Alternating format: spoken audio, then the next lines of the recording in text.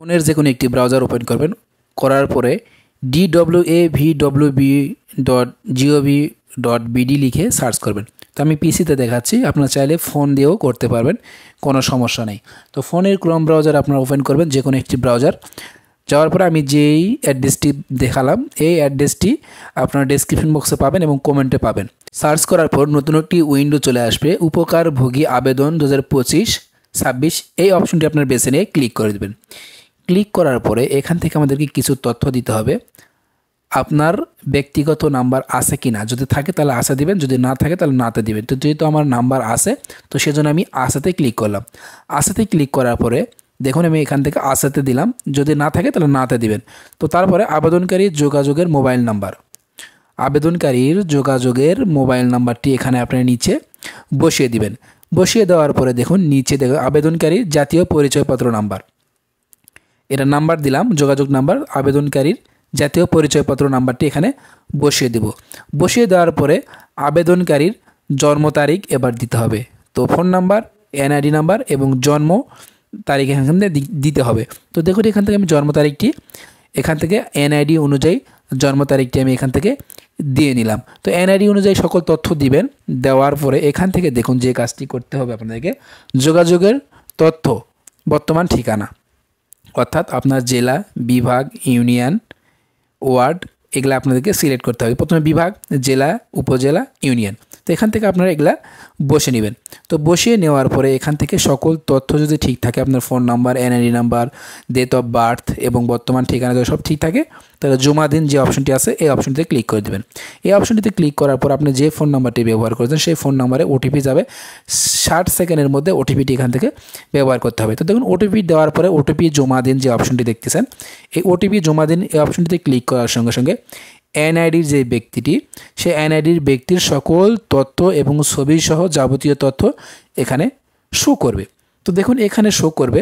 তো শো করার পরে যে কাজটি করতে হবে, দেখুন এখান থেকে আপনাদেরকে যে কাজটি এখান থেকে করতে হবে, ধর্মটি সিলেক্ট করে দিতে হবে। দেখুন ধর্ম নির্বাচন করুন। তো এখান থেকে আপনার যে ধর্ম সেটা আপনি সিলেক্ট করে দেবেন।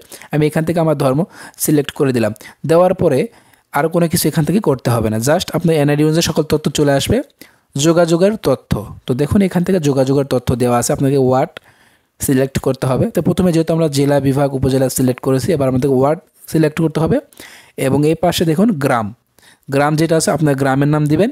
এবং নিচে গ্রামের নিচে দেখুন বাড়ির ঠিকানা, মহল্লা, পাড়া, এখান থেকে আপনার ঠিকানাটি আপনি দিয়ে নেবেন। দেওয়ার পরে চাইলে এখান থেকে আপনার পোস্ট অফিসের নামও দিতে পারবেন। তো আমি এখান থেকে পোস্ট অফিসের নামটি লিখিয়ে দিব, আপনারা চাইলে নাও দিতে পারেন, সমস্যা নেই। তো দেখুন এখান থেকে আমার পোস্ট অফিসের নামটি আমি এখান থেকে বসিয়ে দিলাম। দেওয়ার পরে আপনার বর্তমান ঠিকানা এবং স্থায়ী ঠিকানা যদি একই হয়, তো দেখুন এখান থেকে যোগাযোগের তথ্য, স্থায়ী ঠিকানা যদি একই হয় তাহলে বর্তমান ঠিকানা অনুরূপ এই ফাঁকা ঘরে একটি ক্লিক করে দিলে অটোমেটিকলি সব ফিল আপ হয়ে যাবে। তারপরে এখানে দেখুন অন্যান্য তথ্যসমূহ। তো আবেদনকারীর বয়স হতে হবে 20 থেকে 50 বছরের মধ্যে। তো আপনার বয়স যদি 20 থেকে 50 বছর হয় তাহলে আবেদন করতে পারবেন। সরকারের অন্য কোনো কর্মসূচি প্রকল্পের উপকারভোগী যদি হ্যাঁ হন তাহলে হ্যাঁ দিবেন, আমি না দিলাম, আপনারা না দিয়ে নেবেন। বৈবাহিক সম্পর্ক আপনার এখান থেকে দিয়ে নেবেন, বিবাহিত হলে বা যেটা হবে আপনি দিয়ে নেবেন। তারপর স্থানীয় আয়ের উৎস না দিবেন। তারপরে পরিবারের সদস্য সংখ্যা আপনার কত আপনারা দিয়ে দিবেন। এবং এর পাশে পরিবারের উপার্জনকারীর ব্যক্তির পেশা, তো আপনার যেই পেশা আপনি সেইটা এখান থেকে নির্বাচন করে নেবেন। তো আমার যেই পেশা আমি এখান থেকে, আমি যার আবেদন করতেছি তার পেশাটি আমি এখান থেকে নির্বাচন করে দিচ্ছি। তো আপনার যেটা আপনি সেটা এখান থেকে নির্বাচন করে দিবেন। তারপরে পরিবারের নিজস্ব শৌচাগার আছে কি না দিবেন, হ্যাঁ আছে। শৌচাগার বলতে বাড়ি আছে কি না, যদি থাকে তারা দিবেন, আর যদি না থাকে তারা না দেবেন। আমি বললাম এখান থেকে আছে, যেহেতু আমি যার করতেছি তার আছে, তো সেজন্য আমি এখান থেকে আছেতে দিলাম। আবেদনকারী গ্রামের বিদ্যুৎ সংযোগ আছে কি না, আছে। আবেদনকারীর বাড়িতে বিদ্যুৎ সংযোগ আছে কি না, এখানে আছে দিবেন। তারপর পরিবারের বৈদ্যুতিক পাখা আছে কি না, আছে দিবেন। এবং পরিবারের নিজস্ব টিউবওয়েল আছে কি না, যদি থাকে দিবেন, যদি না থাকে দিবেন না। তারপরে ঘর কিসের তৈরি এখান থেকে দিয়ে নেবেন, ঘরের দেওয়াল তৈরি এখান দিয়ে দিবেন। জমির মালিকানা এখান থেকে আপনার জমির পরিমাণ কতটুকু দিয়ে নেবেন। পরিবারের, তারপর দেখুন পরিবারের কিশোরী আছে কি নাই, যদি থাকে না দিবেন, এখান থেকে সিলেক্ট করে নেবেন। পরিবারের 15 থেকে 18 বছর বয়সী অবিবাহিত মেয়ে আছে কি নেই, নেই। যদি থাকে তাহলে আসে দিবেন। তারপরে এখান থেকে পরিবারের অটিজম অফ শারীরিক প্রতিবন্ধী আছে কিনা নাই, অর্থাৎ এখানে যতগুলো অপশন দেওয়া থাকবে আপনার যদি থাকে তাহলে আসে দিবেন, আর যদি না থাকে তাহলে নাইতে দিবেন। দেওয়ার পরে নিচের দিকে যে কাজটি করতে হবে আমি বলতেছি, এখানে যেই তথ্যগুলো দেওয়া থাকবে আপনার যদি সেই তথ্যগুলো থাকে তাহলে আসে দিবেন, আর যদি না থাকে তাহলে নাতে দিবেন। নিচে দুইটা খালি বক্স থাকবে, খালি বক্সে টিক মার্ক দিবেন। দেওয়ার পরে সকল তথ্যগুলো আরেকবার আপনারা চেক করে নেবেন। সকল তথ্য একবার চেক করে নেওয়ার পর নিচে খালি ঘরে দুইটা টিক মার্ক দেওয়ার পরে সংরক্ষণ করুন এই অপশনটিতে আপনারা ক্লিক করে নেবেন। তো দুইটা এই খালি ঘরে কিন্তু টিক মার্ক দিয়ে সংরক্ষণ করুনে ক্লিক করার পরে এখান থেকে দেখুন আপনার আবেদনটি সফল হয়েছে, অভিনন্দন। তো এখান থেকে আবেদন প্রিন্ট করুন যে অপশনটি আছে, এই প্রিন্ট করুনে ক্লিক করলে হয়তো ডাউনলোড নাও হতে পারে, সার্ভারজনিত সমস্যার কারণে ডাউনলোড নাও হতে পারে। তো কীভাবে ডাউনলোড করবেন সেটাও আমরা জানাবো। তো চলুন দেখি আগে আবেদন প্রিন্ট করুন যে অপশনটি আছে, এই প্রিন্ট করুন এই অপশনটিতে আমরা একটি ক্লিক করে দেব। আবেদন প্রিন্ট করুন এই অপশনটিতে আমরা একটি ক্লিক করে দেব। সরাসরি ক্লিক করার পরে এখানে অপশন দেখা হবে, উপরে দেখুন ডাউনলোড পিডিএফ, এই ডাউনলোড পিডিএফ অপশনে ক্লিক করব। ক্লিক করার সঙ্গে সঙ্গে দেখুন সার্ভারজনিত সমস্যার জন্য এখানে দেখাচ্ছে কিন্তু ডাউনলোড হচ্ছে না। তো কি করবেন আপনারা, আবার পুনরায় আমি আপনাদেরকে দেখাচ্ছি, দেখুন শুরু থেকে আবার তাদের আমরা অফিসিয়াল ওয়েবসাইটে যাব।